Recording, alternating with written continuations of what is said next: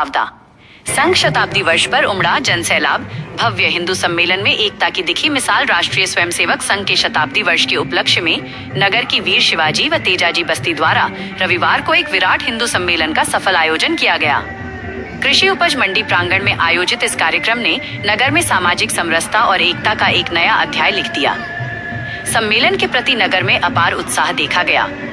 एकता का परिचय देते हुए सभी नगर वासियों ने दोपहर तक अपने व्यापार और व्यवसाय पूरी तरह बंद रखे और आयोजन में सहभागी बने।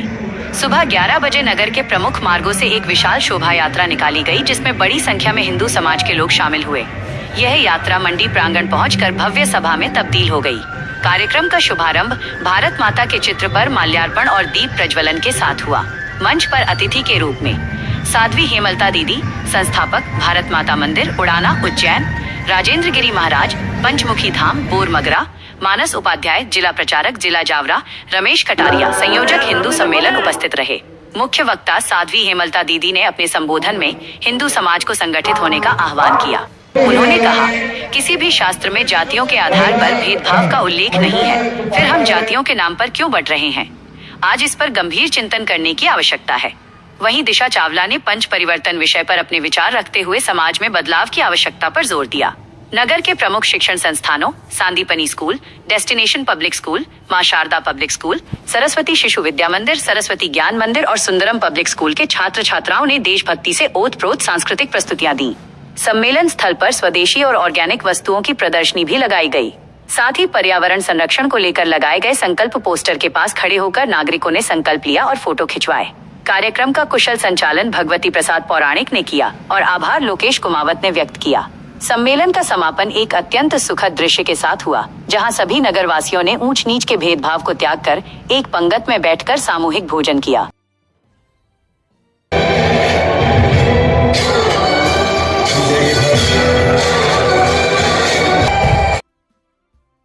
हम उनके आदर्शों को अपने जीवन में उतार रहे हैं। श्री राम ने बड़े प्रेम से शबरी के झूठे बेर खाए, निषाद राज को गले लगाया, और एक आप और हम हैं जो हमारे घर के बाहर खड़ी शबरी या फिर दे या फिर लगाए आगे उसकी रक्षा भी करें। उसको जैसे हम अपने बच्चे को सींच के बड़ा करते हैं, वैसे ही हम उसे सींच कर बड़ा करें। कहते हैं हमारे बुजुर्ग, और नहीं तो कम से कम हर व्यक्ति अपनी चिता के जितनी लकड़ियां तो स्वयं इकट्ठी करे, इतना तो हम कर ही सकते हैं। फिर हम बात करेंगे स्वबोध, हमारा अपना अधिकारों के लिए, हमें जगाने के लिए, हमें ये गौरव दिलाने के लिए, ये याद दिलाने के लिए कि मैं हिंदू हूँ। इससे बड़ी शर्म की बात हमारे लिए क्या हो सकती है? मैं आपके लिए नहीं कहती हूँ, जो लोग आए नहीं है घर से उनके लिए ये बात है। आप सब लोग तो बड़े जिम्मेदार हैं जो इस पंडाल में आकर के बैठे हैं और यहाँ की शोभा बढ़ा रहे हैं। जीवन शैली ही हिंदुत्व है और यही हिंदू है, इतना हमें गर्व रखना चाहिए। मैं भारत की भूमि पर जन्मा हूँ। आप कौन हैं? तो आपसे कोई पूछेगी आप कौन है, आप कहोगे मैं ब्राह्मण हूँ, कोई कहेगा मैं क्षत्रिय हूँ, कोई कहेगा मैं वैश्य हूँ, कोई कहता है मैं शुद्ध हूँ। पर आज से आप सभी ने ये संकल्प लेना है, ये आयोजन समरसता के लिए हो रहा है। भारत में ही हमको हिंदुओं को जगाने के लिए, समरसता के लिए हिंदू सम्मेलन करने पड़ रहे हैं। याद रखिए, आज तक भारत कटा क्यों? भारत माता की भुजाएं क्यों कटी? पाकिस्तान के रूप में, बांग्लादेश के रूप में, क्योंकि हम संगठित नहीं थे। जब जब मुगल लोग हमारे यहाँ आक्रमण करते थे, आक्रांता, जब जब हमारे यहाँ ईसाई लोग आते थे, आक्रमण करते थे, आक्रांता, तब हमारी सेना में अनेक जाति के लोग रहते थे। जब युद्ध होता था सब साथ में लड़ाइयां करते थे, लेकिन शाम को जब देखते थे ना वो मुगल, तो देखते थे उन शिविरों में जगह जगह से धुआं निकलता था। कोई गुप्तचर जाकर के देखता था, साहब इनकी अलग अलग अंगीठियां बन रही है। क्यों? बोले बाटी सब अलग सेकेंगे, इसलिए कि ये अलग जाति का है, ये क्षत्रिय है, इसकी बाटी अलग बनेगी, और जो ब्राह्मण है उसकी अलग बनेगी, वैश्य की अलग बनेगी, शूद्र की अलग बनेगी। तो लोगों ने क्या किया, फूट डालो और राज करो। लोगों ने कहा जब ये एक साथ बैठकर भोजन नहीं कर सकते हैं तो फिर देश पर क्या शासन करेंगे और हमसे क्या लड़ पाएंगे। इसलिए बार बार हम संगठित नहीं है, हम समर्थ नहीं है, इसलिए हमारे ऊपर आघात होता है। से अगर हम डटे तो हम कटेंगे, ये निश्चित है। आप देख लो इसी भारत देश के अंदर बांग्लादेश में जो स्थिति हो रही है उस पर हमें विचार करना चाहिए। कभी कभी आप सुनते थे, आप लोगों का जन्म शायद नहीं होगा, हमारा भी नहीं होगा, तब हम सुनते थे देश की आजादी हुई थी, उस समय की बात है। आजादी के बाद भी हिंदुओं के ऊपर कितना आक्रमण आतताइयों ने किया, कितना अत्याचार किया। हमारी बहन बेटियों की जंघाओं पर लिखा जाता था पाकिस्तान जिंदाबाद, और हमारा खून अभी भी ठंडा पड़ा हुआ है। जागिए, उठो जवान देश की वसुंधरा पुकारती, ये देश है पुकारता पुकारती, माँ भारती पुकार रही है। मेरे वीर सपूतों, मेरे प्यारे, मेरे बंधुओं, मेरे युवाओं, आज आपको जागने की आवश्यकता है।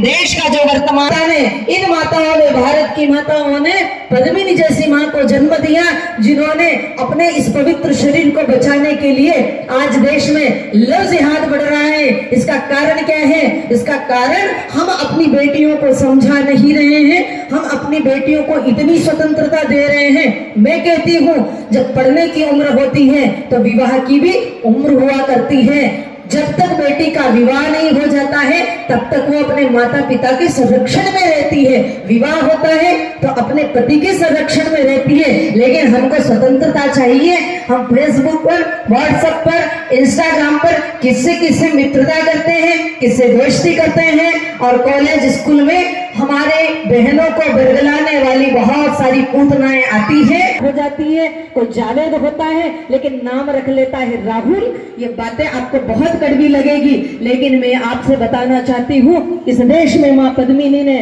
12,000 महिलाओं है। कोई भी धर्मी मेरी ऊपर कुदृष्टि रख रहा है, मेरी बहनों, मेरी आन, मेरी शान भारत की देवियां हैं, बेटियां हैं, माताएं हैं, बहनें हैं, नारी हैं, इनकी अगर अस्मिता लूटी तो फिर मेरा पद्मिनी होना सार्थक नहीं होगा।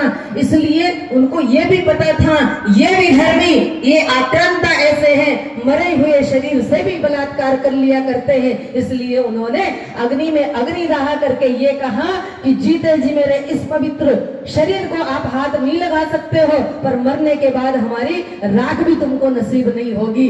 हम उस देश के रहने वाले लोग हैं और हम उन बंदरियों को देखते रहते हैं दिन भर मोबाइल में, दिन भर हम टीवी में देखते रहते हैं उनको, उनके आदर्श हमने मान लिए हैं।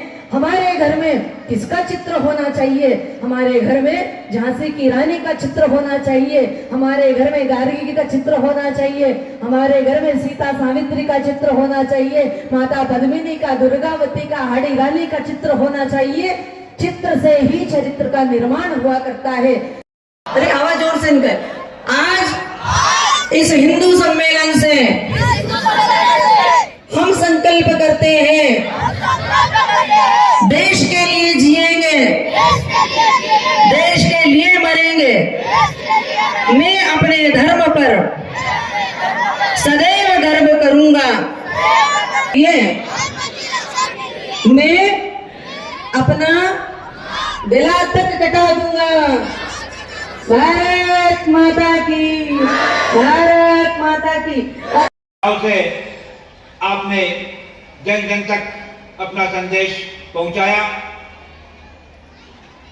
ताकि आने वाले समय में हमारा राष्ट्र, हमारा भारत देश की जो संस्कृति है, जो धर्म है, वो उसको संरक्षित किया जा सके। आज हम देख रहे हैं कि हम निम्न स्तर की ओर जा रहे हैं।